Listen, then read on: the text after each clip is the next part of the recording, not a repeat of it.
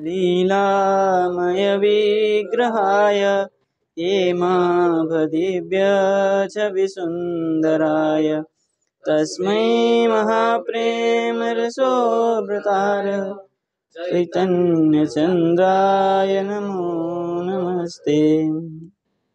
तो हम विचार कर रहे थे पुराण का पंचलक्षण के उसमें, है ना।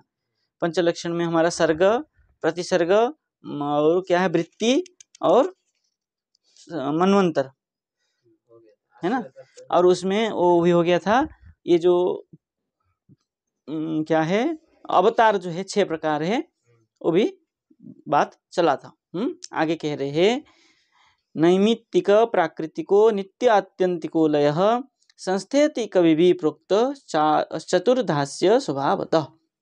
भागवत का प्रमाण देके लिख रहे हैं कि नित्य, नैमित्तिक और प्राकृतिक नित्य और आत्यंतिक लय, ठीक है ना। बोले नैमित्तिक और प्राकृतिक 2 प्रकार सृष्टि और 2 प्रकार लय होता है। प्रलय जो होता है एक नित्य सृष्टि है और एक नैमित्तिक सृष्टि है। ऐसे ही एक नित्य लय है और एक नैमित्तिक लय है, जैसे खंड प्रलय और महाप्रलय, उसी प्रकार ही है, ठीक है ना। और एक आत्यंतिक लय, प्रलय भी 3 प्रकार का है। प्रलय एक आत्यंतिक लय है और एक नित्य लय है, जिसका लय होने पर कभी उत्पन्न नहीं होगा, नित्य लय है। हाँ, और एक आत्यंतिक लय नहीं, ये नित्य नैमित्तिक भी 3 प्रकार है और प्राकृतिक भी 3 प्रकार है। हाँ, जो नैमित्तिक सृष्टि है उसका भी 3 प्रकार लय है और जो प्राकृतिक सृष्टि है उसका भी 3 प्रकार लय है। लय पहले 4 भाग किया। 4 भाग कहाँ किया? जो प्रलय है, जैसे 3 प्रकार सृष्टि है ऐसे ही 3 प्रकार लय है, ठीक है ना। एक है नित्य और एक आत्यंतिक। हाँ, ये जो प्रलय है एक नित्य लय है और एक आत्यंतिक लय है, लेकिन वो भी क्या है 2 प्रकार है। नहीं, पहले बताया जैसे सृष्टि 2 प्रकार है, नित्य क्या है नैमित्तिक सृष्टि और प्राकृतिक सृष्टि, ऐसे लय भी सर्ग बता दिया। हाँ, सर्ग बताया था ना, उसी सर्ग को यहाँ 2 भाग बताया। कैसा? बोले एक नित्य सर्ग और नैमित्तिक सर्ग, एक प्राकृतिक सर्ग। अब यहाँ कह रहे हैं ऐसे ही जो प्रलय है वो भी 2 है, एक नैमित्तिक लय और एक प्राकृतिक लय। पुनः वो नित्य और आत्यंतिक भेद से वो भी 2 प्रकार का है,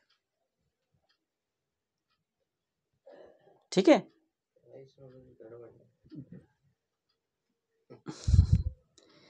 गड़बड़ नहीं, वो जो सर्ग बताया था ना सृष्टि, एक नैमित्तिक सृष्टि होता है। जैसे मिट्टी को निमित्त करके हमने घड़ा बनाया, ये है नैमित्तिक सृष्टि। और एक प्राकृतिक सृष्टि है, ठीक है। प्राकृतिक सृष्टि कैसे है? प्रकृति से उत्पन्न हुआ घड़ा किसी ने बनाया, और प्रकृति जो हुआ, देखिए वृक्ष अपने आप उगा, जंगल में वृक्ष अपने आप उगता है, बड़ा हो जाता है स्वतः ही, उसमें कोई पानी देने तो नहीं जाता है। फूल होके फल भी स्वयं होता है और पकता भी स्वयं है, वो प्राकृतिक है। प्रकृति के द्वारा जो परिचालित, हाँ, वो जो सृष्टि हुआ, फल तक हुआ सृष्टि, वो फल प्रकृति के द्वारा ही हुआ, है ना। ऐसे ही जो लय भी है वो भी 2 प्रकार का है, एक नैमित्तिक प्रलय और एक प्राकृतिक प्रलय। जैसे नैमित्तिक प्रलय कैसे? घड़ा बना था, फोड़ दिया हमने, तो क्या हो गया? किसी निमित्त फूटा है वो, और घड़ा बना हुआ रखा था, रखते रखते प्रकृति के कारण वो गल के नष्ट हो गया, वो प्राकृतिक है, ठीक है। वो फिर नित्य और आत्यंतिक है। कुछ वस्तु नष्ट हो जाता है तो कभी उत्पन्न नहीं होगा, और कभी उत्पन्न होगा ही नहीं, और वो नित्य लय है। और आत्यंतिक लय जो है, आत्यंतिक लय जो है, जैसे हमने सब्जी बनाई, क्या किया, सब्जी को बना करके पा लिए, उसको आत्यंतिक लय हुआ कि नहीं हुआ? लेकिन वो सब्जी फिर कहीं कहीं कहीं कहीं उत्पन्न होगा। हमने आलू की सब्जी बना के खा लिए और आलू भी तो रखी हुई है, लेकिन जो आलू था वो आत्यंतिक लय नष्ट हो गया, लेकिन उस तज्जातीय अन्यत्र विद्यमान है।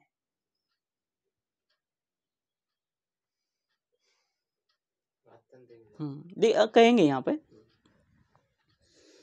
संस्था इति कवि भी, इस प्रकार संस्था प्रक्रिया को कवियों ने प्रोक्त चतुर्धास्य स्वभावतः, ये स्वभाव से चतुर्धा 4 प्रकार है। अस्य स्वभावतः चतुर्धा 4 प्रकार है। लग गई पंक्ति?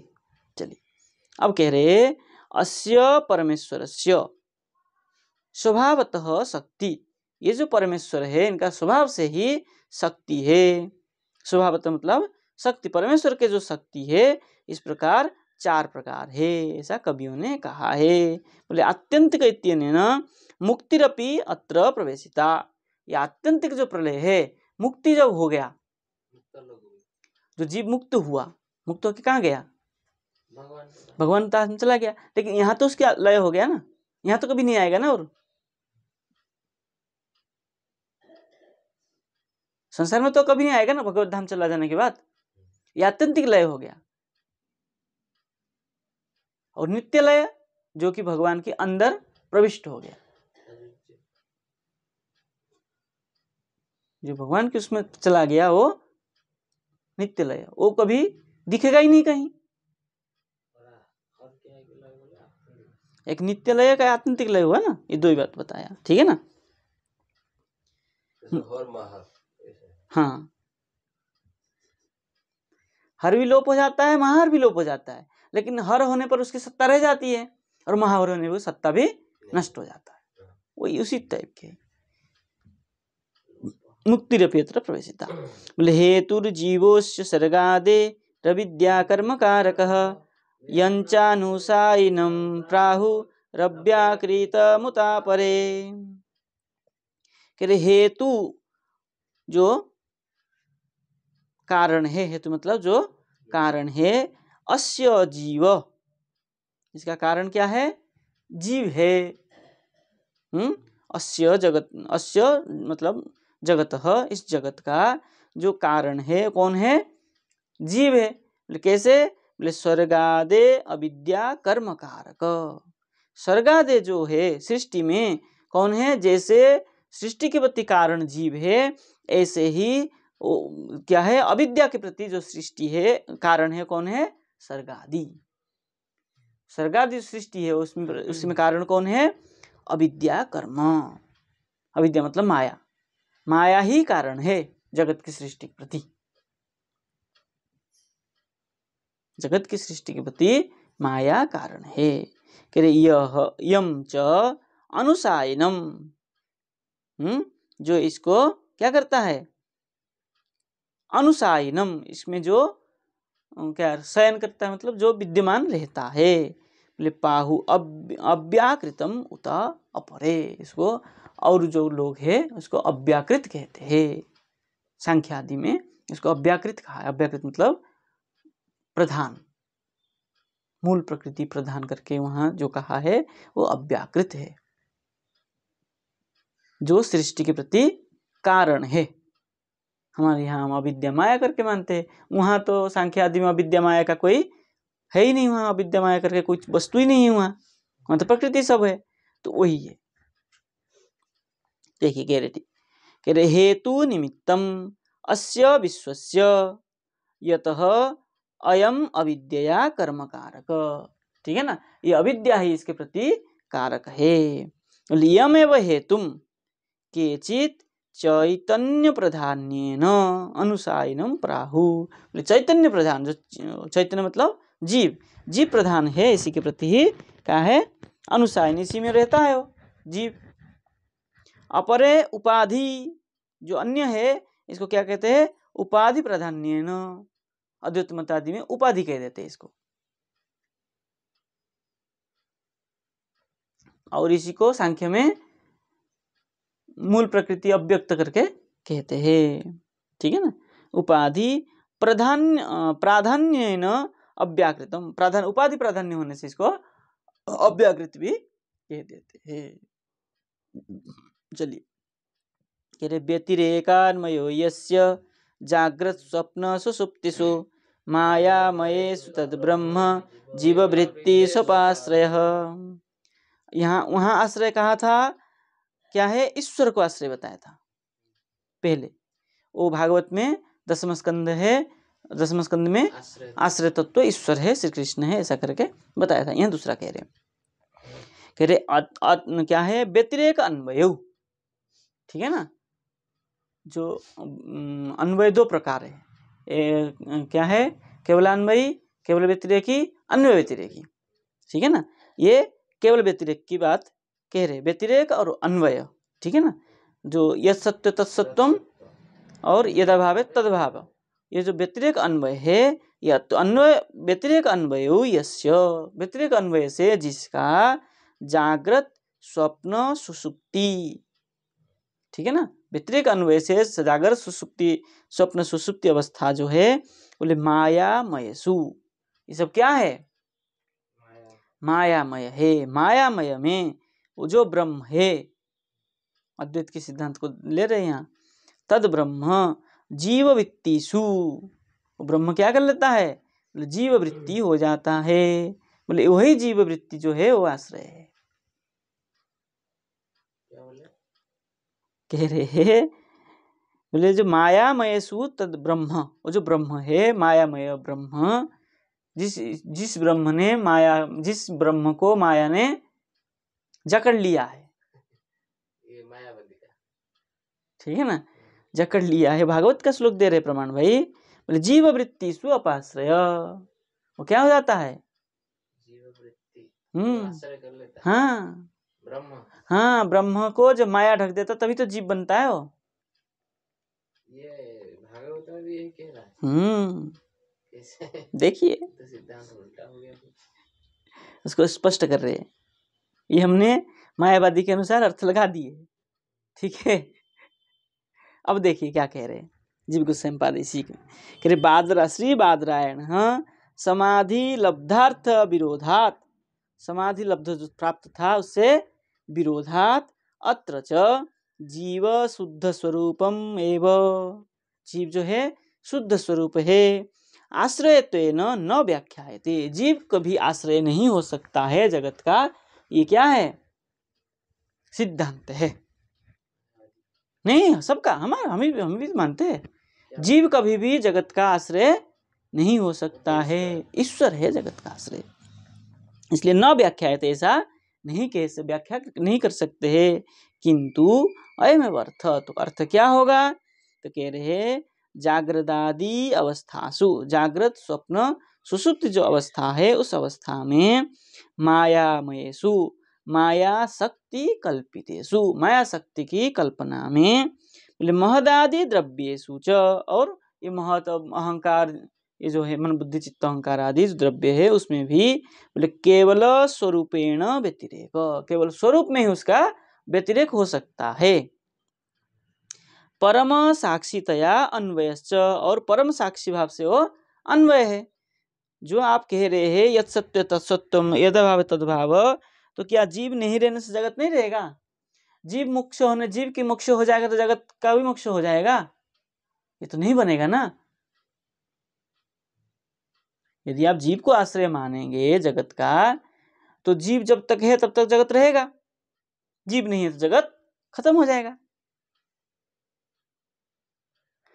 और अभाव की बात देखिए, कह रहे हैं अन्वय मिलाइए, कह रहे जब जीव है तब जगत रहेगा, जीव जब उद्धार मोक्ष प्राप्त होगा अथवा प्रलयांतर में क्या हो जाएगा, ईश्वर में लीन हो जाएगा, तो जगत का नष्ट हो जाएगा, जगत भी तो रहेगा वहां प्रलयांतर में।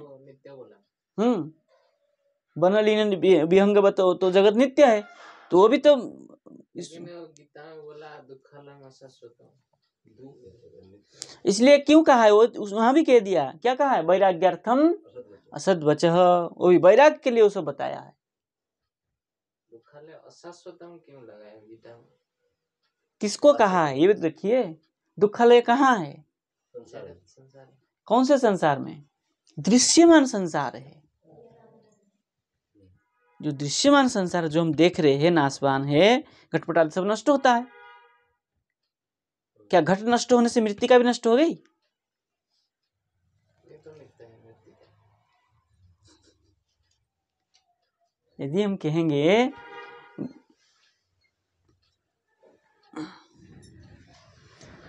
हम कहेंगे कि घट नष्ट हो गया, दुख क्यों है हमें? क्योंकि हमारा नष्ट हो जाता है। वस्तु अप्राप्य दुख है ना, वस्तु प्राप्य हो जाता तो दुख है ही नहीं, सुख ही सुख है। यदि हमको अनायास ईश्वर मिल जाए यहाँ तो कोई कष्ट होगा? ईश्वर प्राप्ति नहीं हो रही है इसलिए हमें कष्ट है। आज हमें पेट भर के खाना मिलेगा, क्या हम भूख की सताएगी कभी? पेट भर के खाना नहीं मिल रहा है इसलिए हमें शुद्धाबाध हो रहा है।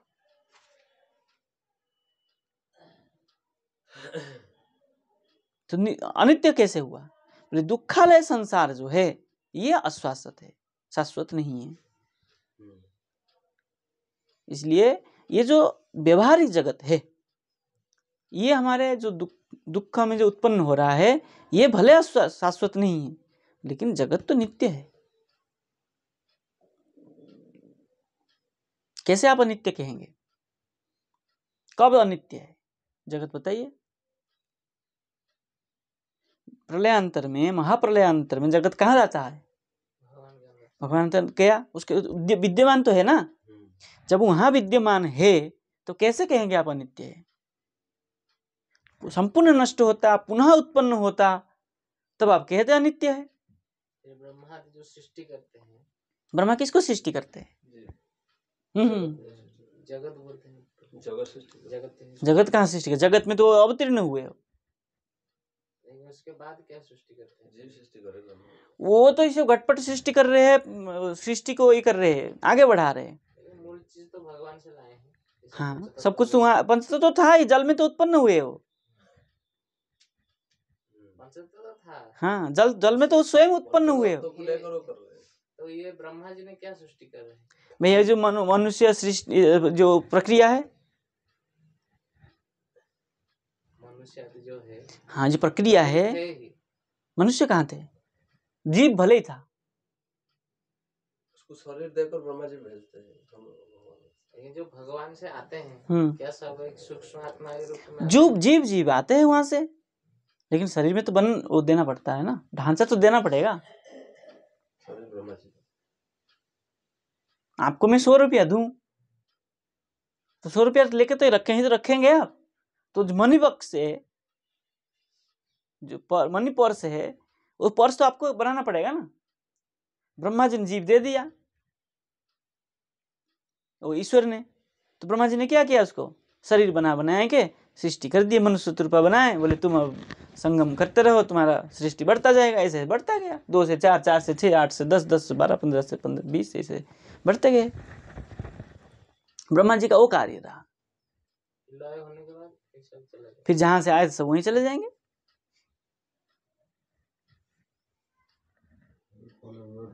प्रक्रिया है। हाँ, ये तो सृष्टि प्रक्रिया है ना, इसकी प्रक्रिया कहते हैं। इसलिए कह रहे हैं, क्या कह रहे हैं?